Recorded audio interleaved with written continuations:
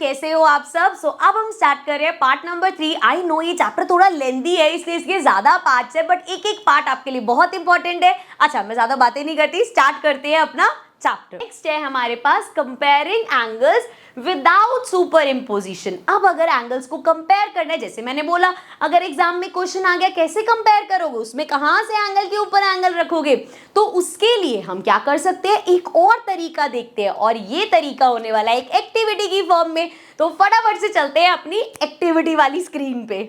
So students, अब हम देखेंगे कि सुपर इम्पोजिशन के बिना हम एंगल्स को कंपेयर कैसे कर सकते हैं। तो उसके लिए हम लोग यूज करने वाले हैं एक ट्रेसिंग पेपर। वैसे ये बटर पेपर है, बट ये भी ट्रेसिंग पेपर का काम करता ही है, ठीक है। सो ये मैंने यहाँ पे ले लिया ट्रेसिंग पेपर। अब मान लो मेरे पास यहाँ पे ये अलग अलग एंगल्स हैं, ठीक है, मुझे इन्हें कंपेयर करना है। वैसे तो देखो, आप देख के बता सकते हो ये छोटा लग रहा है, ये बड़ा लग रहा है, पर यहाँ पे डाउट हो सकता है। तो हम ट्रेसिंग पेपर की हेल्प से कैसे एंगल्स कंपेयर करेंगे, लेट्स सी।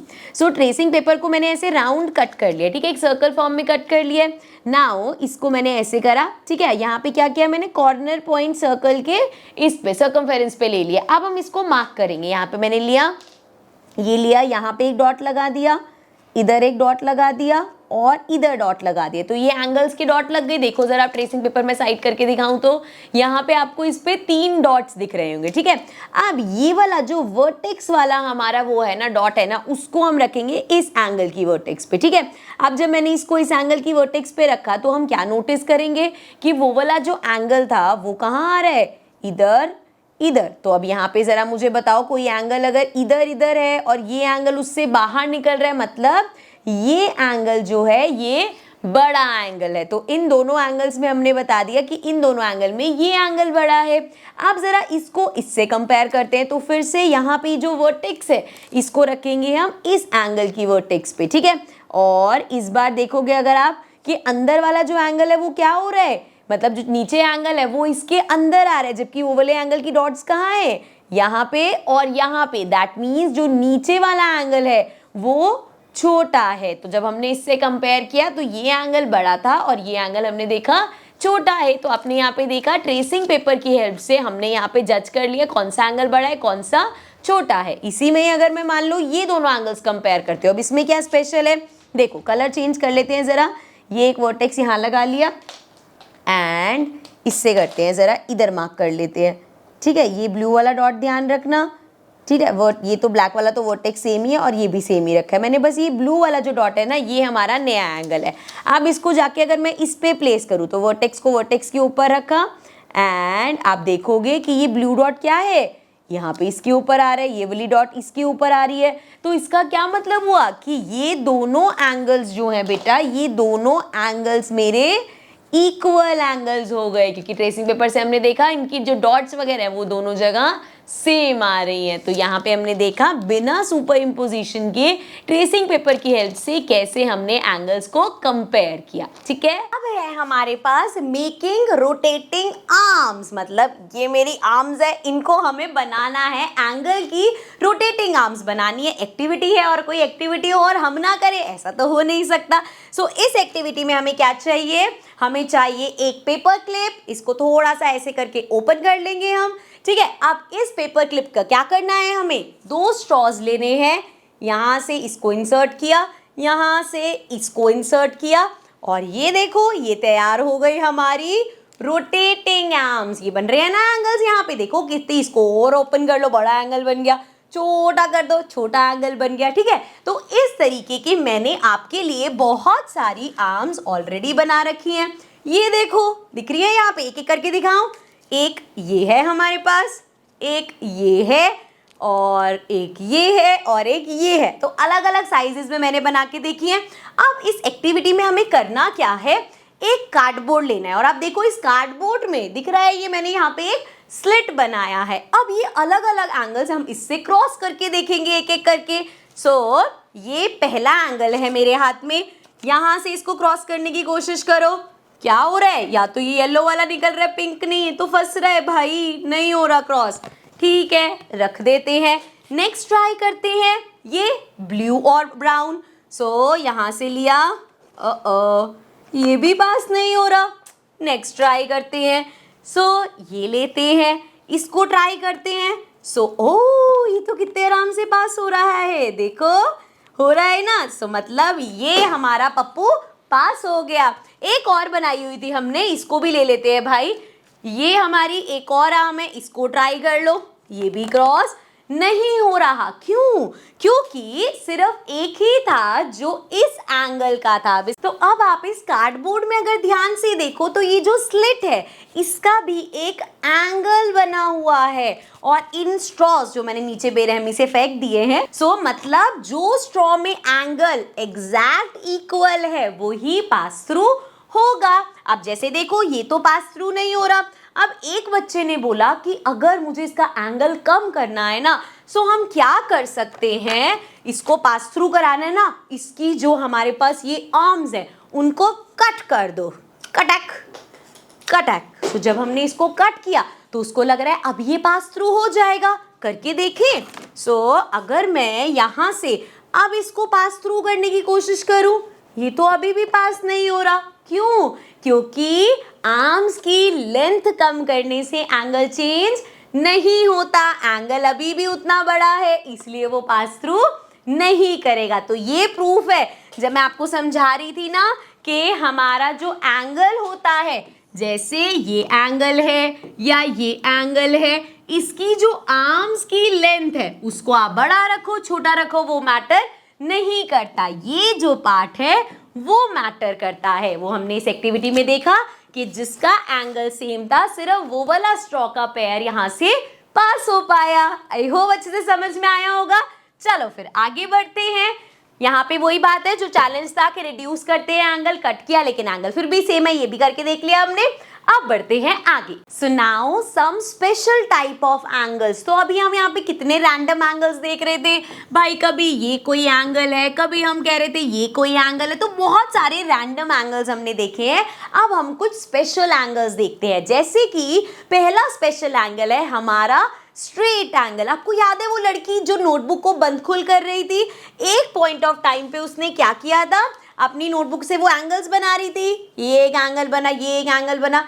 एक पॉइंट पे उसने नोटबुक को ऐसे हाफ कर लेती हूँ, पहले मैं ऐसे स्ट्रेट कर दिया था, तो मैंने आपको ऐसे बनाया था कि एक सीधा ये और यहाँ पे इस तरीके से, जिसमें हमने नेमिंग करी थी, अगर ये ए बी सी है तो ये एंगल कौन सा है हमारा, बी पे बन रहा है ना, कि ये बी कॉमन पॉइंट, एक रे इधर गई एक रे इधर गई। सो ये जो एंगल बनता है बच्चे, ये हमारा होता है स्ट्रेट एंगल। और कितना इजी है, स्ट्रेट लाइन बन रही है इसलिए इसका नाम स्ट्रेट एंगल हो गया। सो ये होता है हमारा स्ट्रेट एंगल। और ये स्ट्रेट एंगल को, जैसे इसकी जो ये वाली रे है, इसको मैं बनाती हूँ यहाँ पे, अरे भाई ऊपर आ जा, इसको रब करते हैं। अरे वाह क्या मस्त रब किया है, इसको हटा देते हैं। और ये जो मैं रे बनाने की कोशिश कर रही थी वो यहाँ बन गई है, तो कोई बात नहीं, इसको यूज़ कर लेते हैं। ये हमने बना दी एक रे, ठीक है। अब अगर इस रे को देखना मैं कैसे लेके जा रही हूँ, टक टक टक टक टक टक करके अगर मैं यहाँ पे ऐसे हाफ में ले जाऊँ तो अब क्या हुआ, नए एंगल मिला, ये एंगल मिला मुझे एक, है ना, और इसी तरीके से ये एंगल मिला। सो दो एंगल्स मिले मुझे। ये जो दो एंगल्स मिले मतलब इस तरीके का जो एंगल हमें मिला, इसको हम बोलते हैं राइट एंगल। अभी आगे जाके इसकी मेजरमेंट्स वगैरह बहुत कुछ पढ़ेंगे, अभी क्या ध्यान रखना है, ये जो इस तरीके से बनता है ये होता है स्ट्रेट एंगल, जो हमारा इस तरीके से बनता है ये होता है राइट एंगल। और इसमें भी देखो जरा, ये एंगल ऐसे भी बन सकता है, अभी भी ये राइट ही है, ऐसे भी बन सकता है, अभी भी राइट ही है, ऐसे बना लो तब भी हम क्या देख रहे हैं, दो लाइन, एक लाइन ऐसे आई एक लाइन ऐसे आई। सो दो लाइंस जो है, एक वर्टिकल और एक हॉरिजॉन्टल लाइन, जब एक दूसरे पे आ रही है तो वो फॉर्म कर रहे हैं राइट एंगल। और जब ये हॉरिजॉन्टल लाइन और ये वर्टिकल स्ट्रेट लाइन एक दूसरे पे पड़ती है और 90 डिग्री का, 90 डिग्री बताना नहीं था मुझे, जो राइट एंगल बनाते हैं, पता चल गया होगा तुम्हें मेजर 90 डिग्री होता है, पर सबर सबर आगे सीखेंगे अभी। सो अगर ये लाइंस ऐसे एक दूसरे पे पड़ रही हैं कि राइट एंगल बना रही हैं, तो इन लाइंस को क्या बोलते हैं, इन लाइंस को हम बोलते हैं परपेंडिकुलर लाइंस। मतलब आपके पास ये था ऐसे और यहाँ पे एक लाइन आके खटक पड़ गई, तो ये दो लाइंस क्या हैं, इन्होंने बनाया राइट एंगल। तो ये दोनों लाइंस कैसी हो गई, परपेंडिकुलर लाइंस। और यही ऐसे भी हो सकती है, ये आराम से एक वर्टिकल लाइन थी, इसके ऊपर से हॉरिजॉन्टल लाइन निकल गई। सो अब यहाँ पे इधर भी राइट एंगल, इधर भी राइट एंगल, इधर भी राइट, इधर भी राइट। तो ये लाइंस क्या है, एक दूसरे पे परपेंडिकुलर है। These are perpendicular lines. I hope समझ में आ गया होगा, स्ट्रेट एंगल भी, राइट एंगल भी, और परपेंडिकुलर लाइंस कौन सी होती है वो भी। चलो फिर आगे बढ़ जाते हैं। आगे है हमारे पास, is it possible to draw OC such that the two angles are equal to each other in size? अब यहाँ पे इन्होंने क्या किया, ये लिया इन्होंने एक स्ट्रेट, हमारे पास एंगल है AOB, ठीक है, ये है A, ये है O, और यहाँ पे है हमारे पास B। अब वो कह रहे हैं क्या हम OC, यहाँ पे इन्होंने OC ऐसे बनाया, अब देखो यहाँ पे ये एंगल बड़ा, ये एंगल छोटा, ठीक है ना, यहाँ पे उन्होंने कंपेयर करके दिखाया कि एक ये एंगल है, एक ये एंगल है, देख के पता चल रहा है ये बड़ा है, ये छोटा है। सो वो बोल रहे हैं क्या आप OC बना सकते हो जिससे हमें दो इक्वल एंगल मिले। सो इसके लिए एक छोटी सी एक्टिविटी देख लेते हैं। देखो मेरे पास ये शीट ऑफ पेपर है, ठीक है, अब अगर इसके बॉटम में देखो एक स्ट्रेट लाइन है, यहाँ पे देखो एक स्ट्रेट लाइन है, अगर मुझे इसको दो इक्वल पार्ट्स में डिवाइड करना है, सिंपली मैं इसको फोल्ड कर सकती हूँ। सो ये मैंने फोल्ड कर दिया इस तरीके से। अब यहाँ पे जो ये मेरा स्ट्रेट एंगल था, और अब जो ये आपको क्रीज दिख रही है, इसने क्या किया, इस स्ट्रेट एंगल को दो इक्वल एंगल्स में बांट दिया। कैसे, देखो जरा, हमने यहाँ पे बनाया ये O था, यहाँ से एक स्ट्रेट लाइन बना दी। अब उससे क्या होगा कि ये एंगल और ये एंगल हमारे इक्वल आ जाएंगे। इसको आप ऐसे भी समझ सकते हो कि जब हम एक स्ट्रेट एंगल को इक्वली डिवाइड करते हैं आधे में, सो हमें क्या मिलते हैं, हमें मिलते हैं दो राइट एंगल्स। जब हम एक स्ट्रेट एंगल को डिवाइड करते हैं तो हमें दो राइट एंगल्स मिलते हैं। देखो कैसे, ये था हमारे पास स्ट्रेट एंगल, जब मैंने इसको इक्वली डिवाइड किया तो मुझे मिला एक राइट एंगल यहाँ से, एक राइट एंगल यहाँ से। सो एक स्ट्रेट एंगल को डिवाइड करके दो राइट एंगल मिलते हैं। सो यहाँ पे हम इस OC को इस तरीके से बना सकते हैं जिससे ये दो इक्वल पार्ट्स में डिवाइड हो जाए, ठीक है। चलो आगे बढ़ते हैं। आगे है हमारे पास, if a straight angle is form by half a turn, how much of a full turn will form a right angle. अच्छा पहले मैं एक्सप्लेन कर देती हूँ। जैसे ना कहीं कहीं पे रैंडम फिगर इट आउट नहीं है, इस तरीके का बना होगा और क्वेश्चन दे रखा होगा, तो यहाँ पे मैं डायरेक्ट ये डाल दूंगी फोटो ताकि आपको पता चल जाए कि ये क्वेश्चन है, और जिस पेज पे ये है वो पेज नंबर लिख दूंगी, ठीक है। चलो आप क्या बोल रहे हैं वो कि एक स्ट्रेट एंगल हाफ टर्न से बनता है। देखो अगर मैं यहाँ से स्टार्ट करूँ इस पॉइंट से और ऐसे पूरा घूम के वापस आऊं, सो इसको क्या बोलते हैं हम, this is a full turn. Also अगर मैं एंगल्स की बात करूं ना तो सीक्रेट बता रही हूं, इस एंगल को हम बोलते हैं कंप्लीट एंगल। इसको क्या बोलते हैं, कंप्लीट एंगल। अब इस कंप्लीट एंगल में अगर मैं फिर से इस पॉइंट से स्टार्ट करूं, अब पहले तो हम फुल घूम के आए थे, अब मान लो मैं फुल नहीं घूमी, सिर्फ यहीं पे ही थक गई। सो क्या हुआ, यहाँ पे क्या बना है, ये हमारे पास हाफ टर्न है, और हाफ टर्न में एंगल कौन सा बना है, पहली बात तो ये हाफ टर्न है, और इस हाफ टर्न में ये एंगल कौन सा है, स्ट्रेट एंगल बना है। यही क्वेश्चन में हमें बोला था कि if a straight angle is form by half of a full turn का, ये हमारा फुल टर्न था, इसका आधा किया तो आपको मिल गया स्ट्रेट एंगल।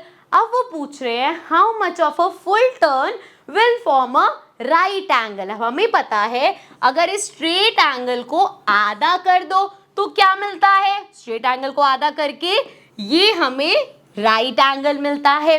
लेकिन फुल टर्न का ये कौन सा पार्ट है, आओ देखें जरा। ये था हमारे पास एक फुल टर्न, बना लेते हैं जरा।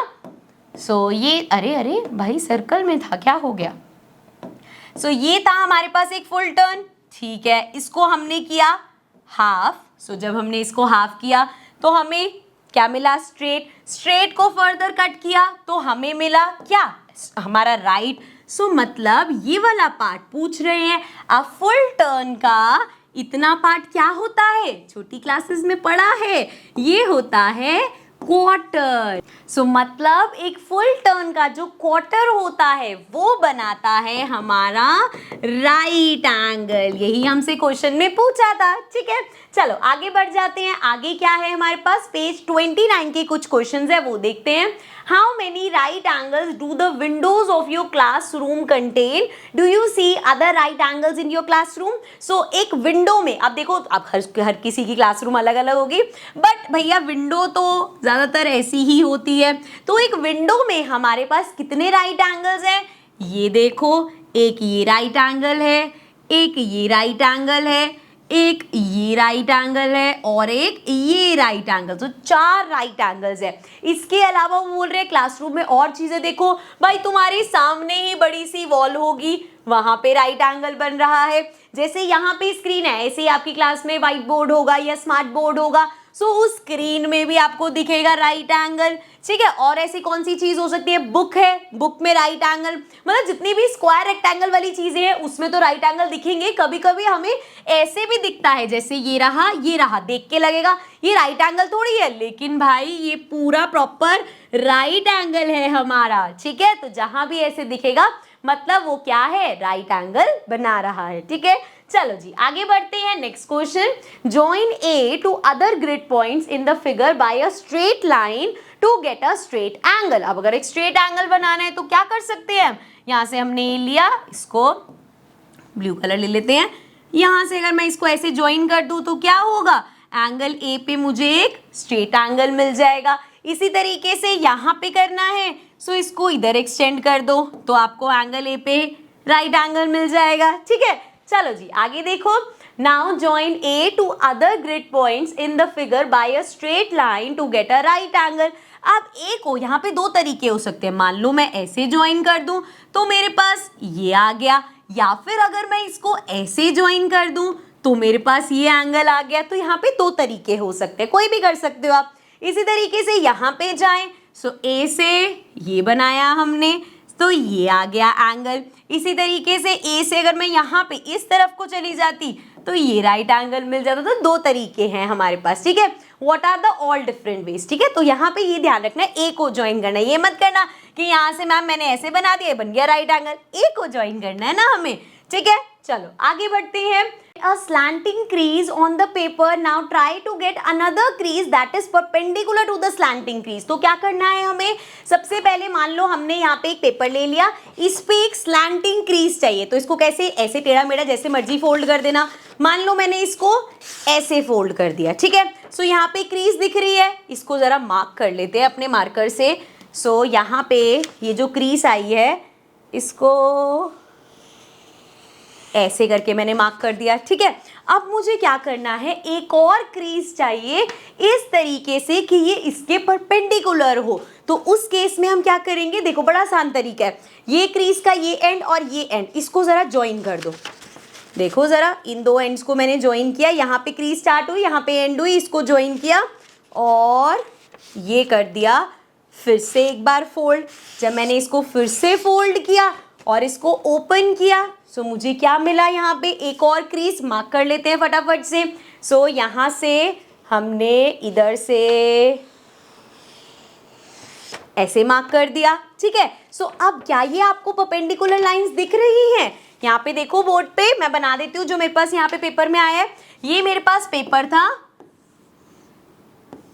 ठीक है जी, ये मेरा पेपर है, एक क्रीज मुझे मिली थी ऐसे और दूसरी क्रीज मिली है ऐसे। सो क्या ये 2 लाइंस परपेंडिकुलर है, बिल्कुल, क्योंकि ये क्या कर रही हैं, यहाँ पे राइट एंगल्स बना रही हैं। अब जो 2 लाइंस जब राइट एंगल बनाती है एक दूसरे के साथ तो वो क्या होती है, परपेंडिकुलर होती हैं। So how many right angles do you have now, justify why the angles are exact right angle. So यहाँ पे ये हमारे पास कितने आए, 1 2 3 और 4, और ये राइट एंगल्स क्यों हैं, क्योंकि देखो जब भी एक लाइन दूसरे पे स्ट्रेट फॉल करती है तो वो हमेशा क्या करते हैं, यहाँ पे हमेशा राइट एंगल्स बनाते हैं। एंड हम ये भी कह सकते हैं because these 2 lines are perpendicular, और परपेंडिकुलर लाइंस हमेशा राइट एंगल बनाते हैं। ठीक है, नेक्स्ट है describe how you folded the paper so that any other person who doesn't know the process can simply follow your description. So आप इस तरीके से लिख सकते हो, क्या किया हमने, कैसे फोल्ड किया, स्टेप्स में बताना है, ठीक है। नेक्स्ट है क्लासिफाइंग एंगल्स। सो यहाँ पे देखो अलग अलग एंगल्स है मेरे पास, इन एंगल्स को ध्यान से देखना।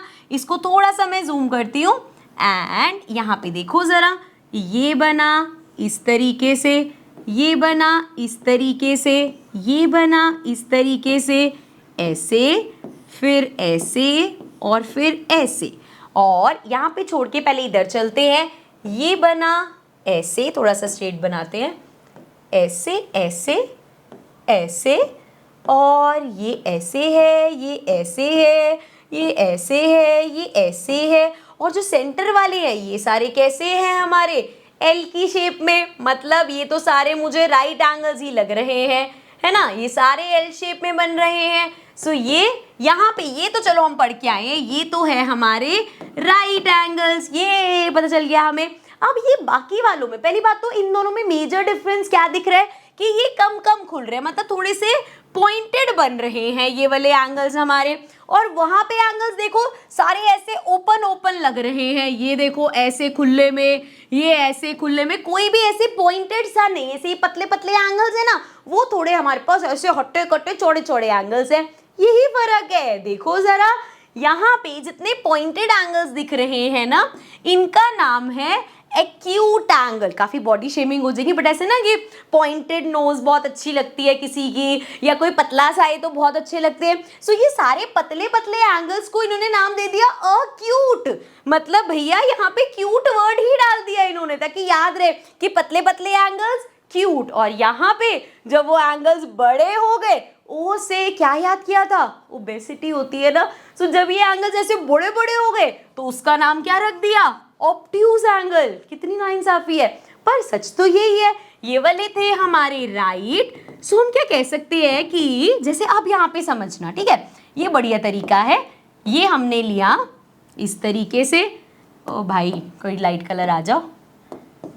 सो ये लिया हमने इस तरीके से, और यहाँ पे ये ले लेते हैं ऐसे, ठीक है। अब ये तो अभी जो बना हुआ है क्या है, राइट एंगल है, मतलब अगर मैं इसको ऐसे कम कम कम कम ऐसे कम किया, पॉइंटेड एंगल है, और कम किया और पॉइंटेड, मतलब जब मैं राइट एंगल को छोटा छोटा कर रही हूँ तो एक्यूट एंगल्स आ रहे हैं, और जब मैं ये राइट एंगल को यहाँ लेके जा रही हूँ, बड़ा किया ऑब्ट्यूज, बड़ा किया ऑब्ट्यूज, बड़ा किया ऑब्ट्यूज, बड़ा किया ऑब्ट्यूज, तो क्या देखा हमने कि जो एंगल्स राइट एंगल से छोटे एंगल्स हैं, मतलब जिन एंगल्स को जब मैं ऐसे पकड़ के कम कम कम कम 90 से कम कम सॉरी राइट एंगल से कम कम कम कम कर रही हूँ तो वो एक्यूट एंगल्स हैं, और जब मैं एंगल्स को राइट एंगल से बड़ा बड़ा बड़ा बड़ा बड़ा बड़ा कर रही हूँ तो वो मेरे ऑब्ट्यूज एंगल्स है। तो समझ में आया, राइट एंगल से छोटे एंगल्स कौन से हैं हमारे, एक्यूट एंगल, राइट एंगल से बड़े एंगल्स, जैसे ये हमारा राइट एंगल है अगर, और यहाँ से एंगल को हमने बढ़ा दिया बढ़ा दिया बढ़ा दिया। कंपैरिजन करके दिखाऊं, देखो जैसे ये राइट एंगल है ना, तो राइट एंगल कैसे हुआ, ऐसे। अब अगर मैंने इसको पकड़ के ऐसे करके बढ़ा दिया इस तरीके से, ठीक है ना, तो अभी ये एंगल क्या हो गया यहाँ पे, सो देखो राइट एंगल से बड़ा हो गया, तो मतलब राइट एंगल से बड़ा ऑब्ट्यूज, राइट एंगल से छोटा एक्यूट, ठीक है। चलो आगे बढ़ते हैं और कुछ क्वेश्चंस देखते हैं। Identify acute, right, obtuse and straight angle in the previous figure, तो वो तो हमने पहले ही आइडेंटिफाई कर लिया, इस वाली फिगर में हमने देख लिया भाई, इधर वाले सारे एक्यूट एंगल्स हैं, ये सारे राइट एंगल्स हैं, और यहाँ पे सारे ऑब्ट्यूज एंगल्स हैं, ठीक है। चलो आओ नेक्स्ट क्वेश्चन देखते हैं। Question number 2, make a few acute angles and a few obtuse angles, draw them in different orientation. ठीक है भाई, अब सिंपल सा एक तरीका रखते हैं, एक स्ट्रेट लाइन और 90 कहाँ होता है, डग डग डग डग डग डग डग, अगर इससे कम है सो ये क्या है, एक्यूट। फिर हमने यहाँ पे लिया और अगर स्ट्रेट 90 होता तो टक डग डग डग, मैंने इसको ऐसे कर दिया, फिर से एक्यूट। और ऐसे जितने भी पॉइंटेड वाले हैं ये सारे क्या हैं, एक्यूट ही हैं। ऑब्ट्यूज बनाना है, येलो कलर से बनाते हैं। सो ये लिया आपने, अब सोचो जरा इसका 90 कहाँ होगा, इधर। अगर हमने ऐसे बना दिया ऑब्ट्यूज है, फिर से कोई यहाँ पे लिया और इसका 90 कहाँ होगा, इधर। अब ऑब्ट्यूज के लिए बड़ा करना है, ये हो गया हमारा ऑब्ट्यूज एंगल। और इसी तरीके से ये सारे आप जो हम कह सकते हैं कि ऐसे खुले खुले से एंगल्स हैं, ये सारे हमारे ऑब्ट्यूज एंगल्स हैं। आगे देखो next question, question number 3, do you know what the words acute and obtuse means? Acute means sharp, acute का मतलब होता है sharp, and obtuse means blunt. अब ब्लंट और शार्प वर्ड समझा दूं, एक पेंसिल है आपके पास, उसको शार्प करते हैं हम, और जब शार्प करते हैं तो वो पॉइंटेड हो जाती है। जब वो पॉइंटेड होती है तो हम बोलते हैं ये पेंसिल कैसी है, शार्प्ड पेंसिल है। जब उससे बहुत सारा काम कर लिया, अब वो उतनी शार्प नहीं रहती, वो उसका चोरी निब ऐसी हो जाती है। सो यहाँ पे ये हो गया ब्लंट। सो एक्यूट मतलब, एक्यूट का क्या मतलब हुआ हमारा, कोई चीज शार्प होना, एंड ऑब्ट्यूज का मतलब क्या हुआ, कोई चीज ब्लंट होना। ठीक है, इसीलिए हमने देखे ना जितने भी हमारे ऐसे वाले एंगल्स थे, ऐसे पॉइंटेड वाले, सारे हमारे एक्यूट थे, और जितने भी ऐसे मोटे मोटे थे जिनके यहाँ पे ऐसे आ रहा था, वो सारे ऑब्ट्यूज थे। ठीक है, चलो आगे बढ़ जाती है।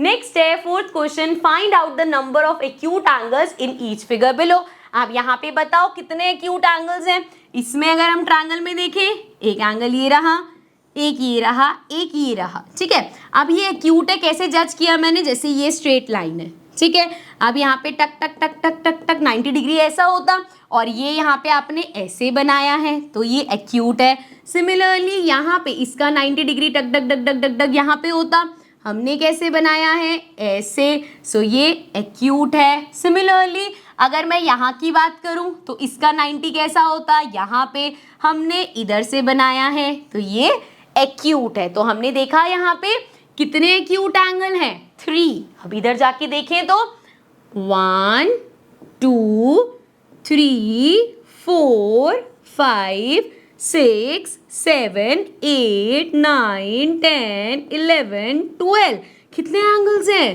12 एंगल्स। अब आगे क्या किया, पहले ट्रायंगल के अंदर ट्रायंगल, फिर एक और ट्रायंगल, तो कितने एंगल्स हैं भाई, 1 2 3 4 5 6 7 8 9 10 11 12, हाय रब्बा, 13 14 15 16 17 18 19 20 21, अरे बाप रे 21 एंगल्स। अब आगे देखो क्या बोला है, what will be the next figure and how many acute angles will it have?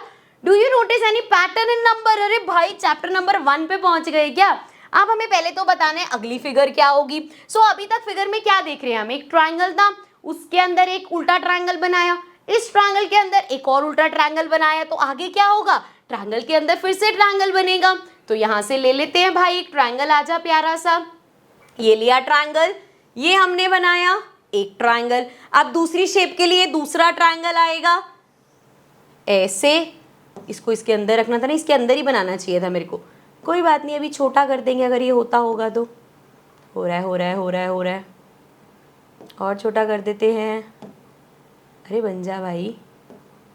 ठीक है, अब इसके अंदर एक और ट्रायंगल बनाना है। अब क्या करना है, इस ट्रायंगल के अंदर इस तरीके से बन गया ट्रायंगल। ठीक है, थोड़ा सा और छोटा, अभी कितना छोटा होगा। अब इसके अंदर, अब जो फाइनल यहाँ तक तो आ गया, अब इसके अंदर एक और ट्रायंगल बनाना है, तो क्या करेंगे, ये लिया और इस ट्रायंगल को यहाँ पे बनाना है। ठीक है ना, मेरा थोड़ा बोर्ड वाली ड्राइंग से बच के आप अपनी प्यारी प्यारी सी नोटबुक में बनाना। क्या किया हमने, इसके अंदर एक और ट्रायंगल बना दिया। अब एंगल्स कहाँ ढूंढेंगे, इसी में 21 थे, इसमें कितने बढ़ गए होंगे, तो हम ढूंढते हैं पैटर्न। सो देखो जरा क्या पैटर्न यहाँ पे है, यहाँ पे है हमारे पास 3 एंगल्स, इधर थे हमारे पास 12 एंगल्स, और इधर थे 21 एंगल्स। तो हमने क्या देखा, जब हमारे पास एक ट्रायंगल था, थोड़ा सा पैटर्न बनाने की कोशिश कर रहे हैं, एक ट्रायंगल था तो 3 एंगल्स हुए। जब हमारे पास, अब यहाँ ट्रायंगल्स देखो कितने हो गए, 1 2 3 4 ट्रायंगल्स। तो जब हमारे पास 4 ट्रायंगल्स थे तो एंगल कितने हुए हमारे पास, एंगल हो गए 12 एंगल्स। तो 4 और 12 का क्या लेना देना है, पैटर्न बनाने की कोशिश कर रही हूं मैं। 4 into 3 होता है 12, मतलब जितने ट्रायंगल इंटू 3 किया 12 आ गया हमारे पास। अब नेक्स्ट में देखो हमारे साथ क्या हुआ, एक ट्रायंगल, ट्रायंगल्स गिन ले पहले, 1 ट्रायंगल, 2 3 4 5 6 7, कितने ट्रायंगल्स हैं, 7 ट्रायंगल्स हैं। सो 7 ट्रायंगल्स, 7 इंटू 3, पैटर्न तो यही चल रहा है कि भैया जब 1 था तो इंटू 3 किया 3 आ गया, फिर 4 था इंटू 3 किया 12 आ गया, फिर 7 इंटू 3 21 आ गया। करेक्ट, इसका मतलब ट्रायंगल्स काउंट करते हैं यहाँ पे जाके, कितने ट्रायंगल्स हैं, 1 2 3 4 5 6 7 8 9 10। सो यहाँ पे 10 ट्राइंगल्स हैं हमारे पास, और 10 ट्राइंगल्स मतलब 30 एंगल्स होंगे इसमें, है ना। सो ये हमारा एक तो पैटर्न हो गया। एक पैटर्न और भी बड़ा इजी सा है, वो क्या है, नंबरिंग देखो क्या थी, 3 12 21, 3 और 12 में 9 का गैप है, 12 और 21 में 9 का गैप है, मतलब नेक्स्ट नंबर जानने के लिए +9 कर दो, 21 + 9 करोगे 30 आ जाएगा। तो देखो यहाँ से भी 30 आ गया, यहाँ से भी 30 आ गया। सो पैटर्न समझ में आ गया, +9 सिंपल पैटर्न रखो, ठीक है। चलो आगे बढ़ते हैं, नेक्स्ट देखते हैं। सो नाउ नेक्स्ट हमारे पास है मेजरिंग एंगल। अब अगर आपके पास कोई एंगल दे रखा है और आपको वो मेजर करना है, मेजर करने का मतलब क्या है कि जैसे अभी तक हम अंदाजे लगा रहे हैं, ये एंगल छोटा है, ये एंगल बड़ा है, लेकिन अगर कोई हमें एक्यूरेट बता दे कि देखो एक ये एंगल मैंने बनाया ये 30 डिग्री का है, एक ये एंगल मैंने बनाया ये 60 डिग्री का है, एक ये एंगल मैंने बनाया ये 90 डिग्री का है। डिग्री यूज होता है एंगल को डिनोट करने के लिए, ठीक है।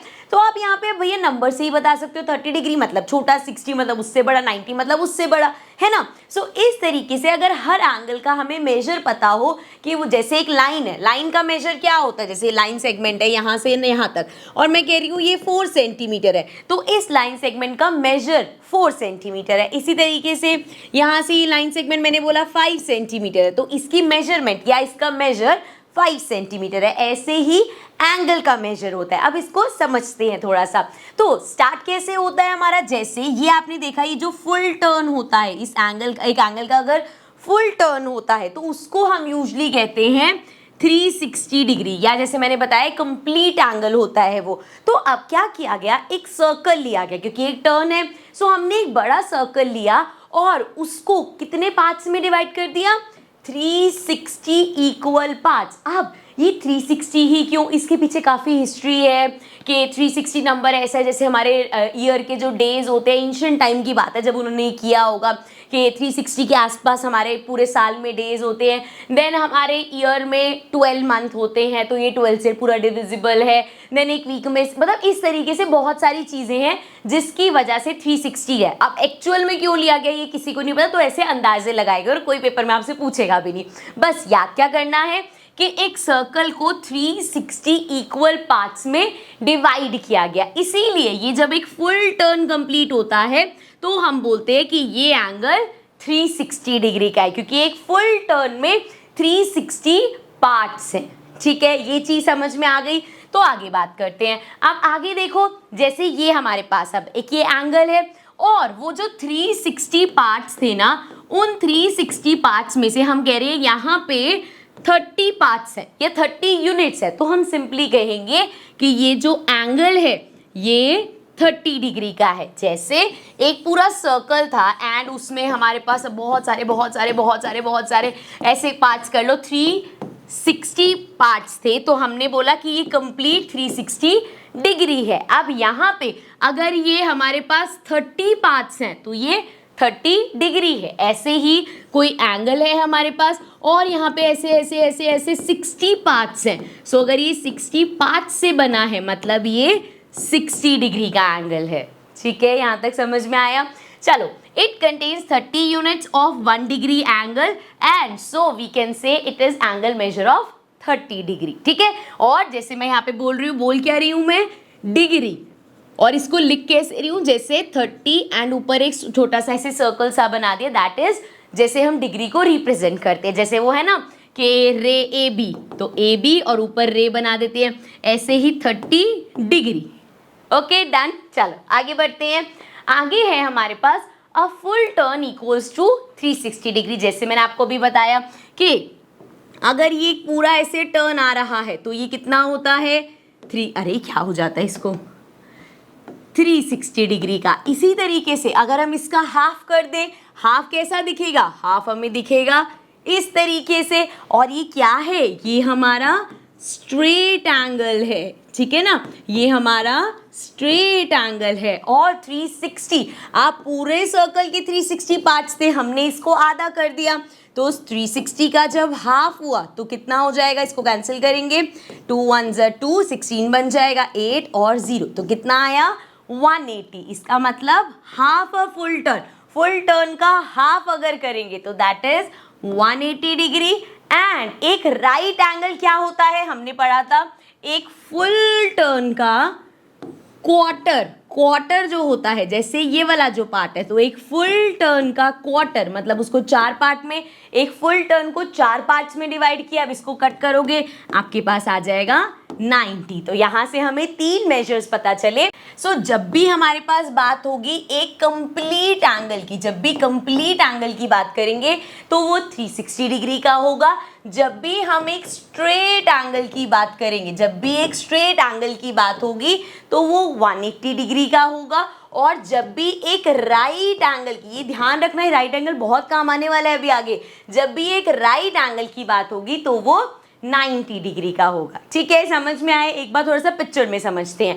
जैसे यहाँ पे AOB, ये हमारा एक एंगल बन रहा है, ठीक है, अभी एक स्ट्रेट एंगल है, तो हम कह सकते हैं कि यहाँ पे ये कितनी बार कितने पार्ट्स में डिवाइडेड होगा, 180 यूनिट्स में, तभी हम इसको 180 डिग्री का एंगल बोलते हैं। इसी तरीके से एक जो हमारा 90 डिग्री का एंगल है, तो इस 90 डिग्री में 90 पार्ट्स होंगे तभी वो 90 डिग्री बना। ये कंसेप्ट समझ आ गया ना, कि भाई एक पूरा सर्कल था, इसमें 360 पार्ट्स थे। अब यहाँ से अगर मैं इतना पार्ट निकाल दूं, इतने पार्ट में मान लो हमारे पास 40 वो थे पार्ट्स थे, तो ये हमारा 40 डिग्री बन जाएगा। ठीक है, जितने पार्ट्स उतने डिग्री। ठीक है, ये चीज समझ में आ गई होगी। अब आगे बढ़ते हैं। अब हम देखते हैं कुछ क्वेश्चन। तो पेज नंबर 34 पे एक क्वेश्चन है हमारे पास। The circle has been divided into 1 2 3 4 5 6 8 9 10 and 12 parts below. What are the degree measure of the resulting angles? Write the degree measure down near the indicated angles. ठीक है, तो सबसे पहले देखो यहाँ पे क्या है, ये तो हमारा एक क्या हो गया, फुल टर्न हो गया। अभी पढ़ के आए हैं हम, फुल टर्न कैसा होता है, 360 डिग्री। सो ये तो हो गया 360 डिग्री का। अब ये क्या है, ये हमारा फुल टर्न का आधा है, तो कितना हो जाएगा 180 डिग्री। कैसे आया, 360 का हाफ किया हमने तो 180 डिग्री आ गया। इसी तरीके से अब उन्होंने ये एंगल हमसे पूछा है। अब इस एंगल में देखो क्या हुआ है, इस सर्कल के ये 1 पार्ट, ये 2 पार्ट और ये 3 पार्ट। सो इस सर्कल के 3 पार्ट्स करे गए, तो 360 को 3 इक्वल पार्ट्स में डिवाइड किया, तो क्या आएगा हमारे पास, कट करके देखो, 3 1 3, 3 2 6 और 0, तो ये एंगल कितना हो गया 120 डिग्री का। ठीक है, आगे देखो।